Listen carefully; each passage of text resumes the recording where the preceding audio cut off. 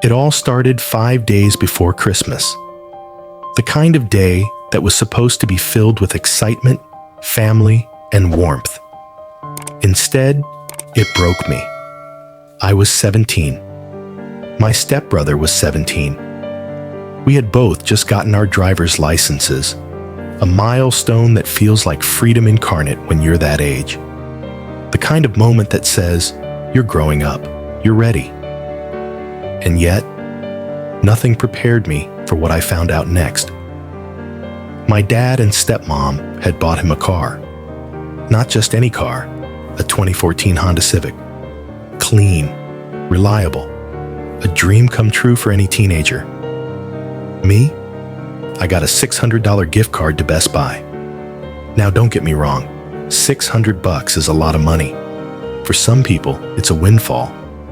But when you're standing in the same house with the same family at the same Christmas tree, and you look across at someone who got a literal car while you're holding a piece of plastic, that's not just disappointing, that's humiliating. That was the moment something inside me cracked. It wasn't about the money. It was what the gift meant. What it said about where I stood in this family. It wasn't just about the car. It never was. It was about the years of getting less. The years of being told, you have 2 houses. He only has 1. The birthdays, where he got something special, while I got something practical. The holidays, where my gifts were half the size and half the thought. And always the same excuse. Well, your mom and stepdad will get you something too. As if love and fairness could be balanced like a spreadsheet, but they couldn't. This Christmas just made it impossible to ignore.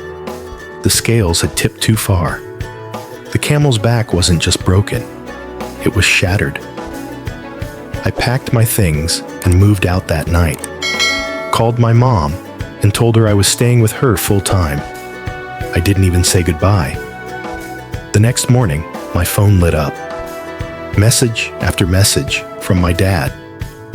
He sounded surprised, apologetic, said he didn't realize it would hurt me so badly, that he was looking for a car for me now, that it might take a while, but he was going to fix it. But I didn't care anymore. I sent one message back. I'll decide if I want to see you after you decide to be fair for once. And then I stopped answering. That silence, it wasn't petty. It was the only language I had left to show how much this had hurt. Then came the message from my stepbrother, the cherry on top of an already rotten sundae. He told me I needed to chill out, that I was being dramatic, that I was ruining everyone's Christmas. But don't worry, he said. He'd let me use his car if I needed it. As if that was supposed to make things okay. I told him to get in his Civic and fuck off. Yeah, I said it. And I meant it. Because I wasn't going to sit quietly and pretend everything was fine while they handed him the keys to freedom and handed me a store credit. This wasn't jealousy. It wasn't immaturity. It was injustice. And it was the final straw. See, what no one tells you about being a kid in a blended family is that fairness isn't just about gifts. It's about identity. It's about knowing you matter just as much as everyone else. It's about not feeling like an outsider in your own home. My dad had every opportunity to show me I mattered, that I was his son, not a visitor in his new family, that I wasn't the other kid who only came on weekends. Instead, he handed a card to the kid who lived with him full-time and handed me a plastic rectangle and said, "Merry Christmas." I didn't need a car. I needed equality. And in that moment, I realized I'd never had it. Some people on the outside don't get it. They say, it's still a generous gift. They say, don't throw a fit. They say, just be grateful. But you tell me, how are you supposed to be grateful when the people who are supposed to love you equally treat you like a second-class citizen? Some people asked if maybe the car came from my stepbrother's dad.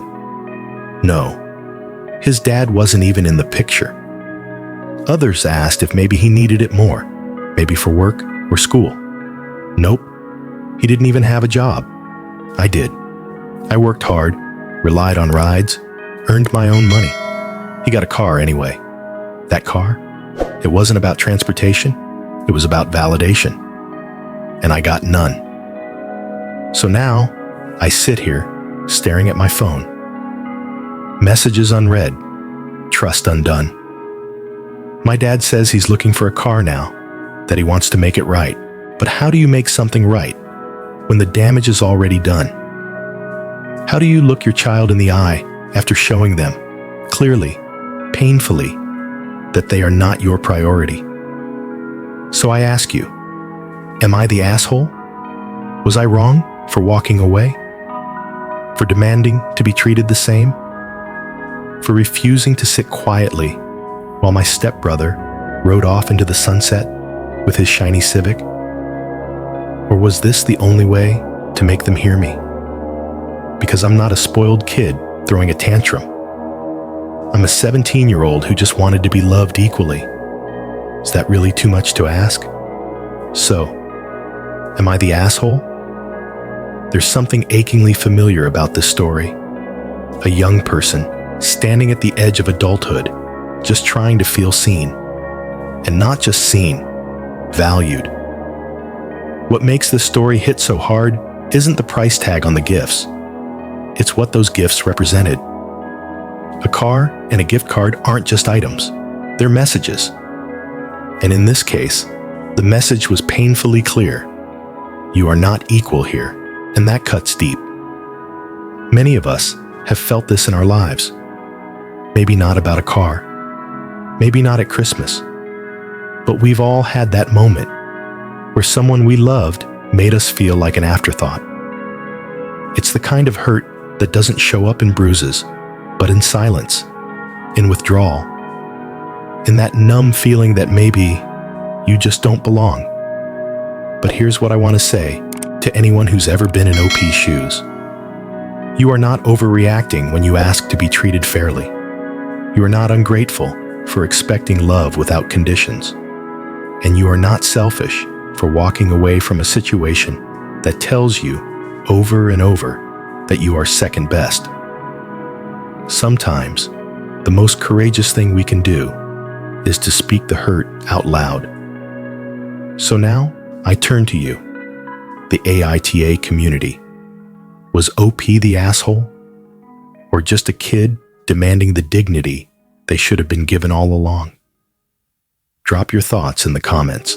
And if you've ever been the lesser child, or even the golden one who didn't ask to be, we want to hear your story too. This has been AITA Story Vault. Stay brave, stay honest, and stay kind.